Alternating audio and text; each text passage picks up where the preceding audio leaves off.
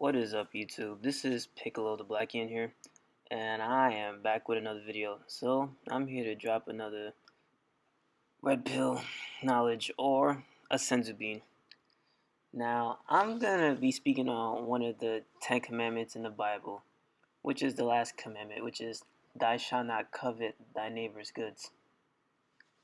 Now, the word covet means to desire or to want. You shouldn't basically want something that does not belong to you. And you can read about this commandment in Exodus chapter 20, verse 17. Now it says, thou shalt not covet thy neighbor's house, thou shalt not covet thy neighbor's wives, ass, ox, anything basically belonging to a man. Now, there's a basketball tale about someone coveting thy neighbor's goods. I call it the fisherman and the farmer's wife. It's an NBA folktale, and it's pretty popular in the NBA. You can read about it at TMZ. So let me read the story. Once upon a time, there was a city of fallen angels, and there was a fisherman who stayed there for at least a decade.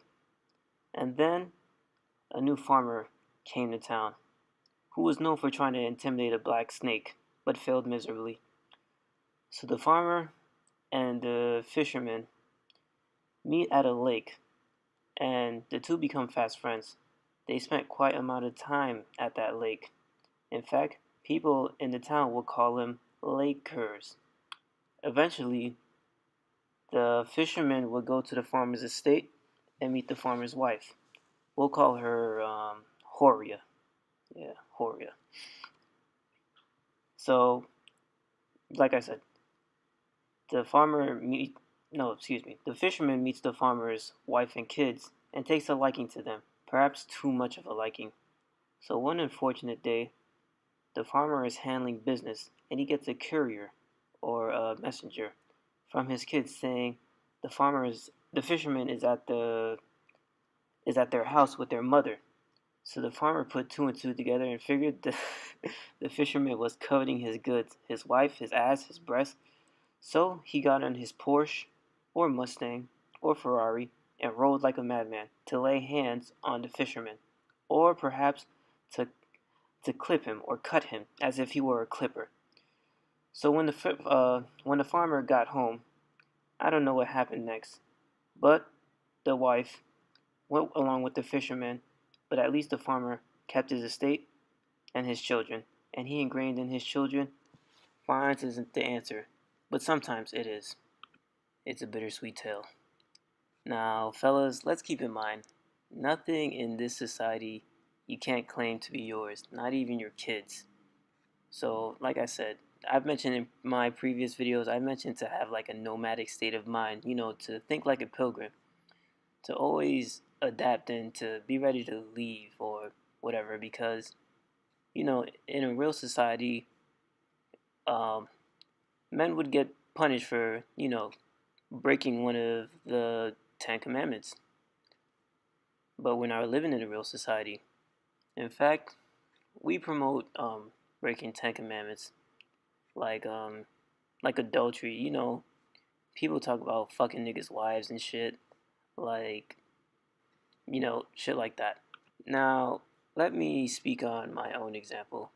I remember when I was young, I was coveting thy neighbor's goods. Yeah, so I was messing with a girl who had a boyfriend. In fact, I even messed with an engaged girl at one point, but nothing happened between me and the engaged girl. So I'm gonna speak on what happened between me and old girl with a boyfriend.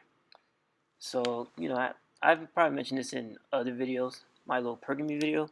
But like I said, I had a coworker who was feeling me and shit like that. She invited me to her house, and when I was at her house, the first thing she did was she ran to the bathroom and called her boyfriend. So she's doing this while I'm in the kitchen getting ready to pipe her down. Yeah. So, and looking back on it now, I realized I was simping for a woman who didn't belong to me.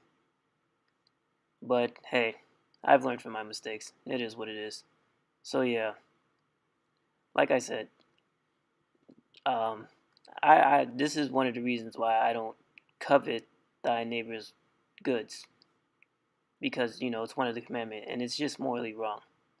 And I was also pretty reckless with it too.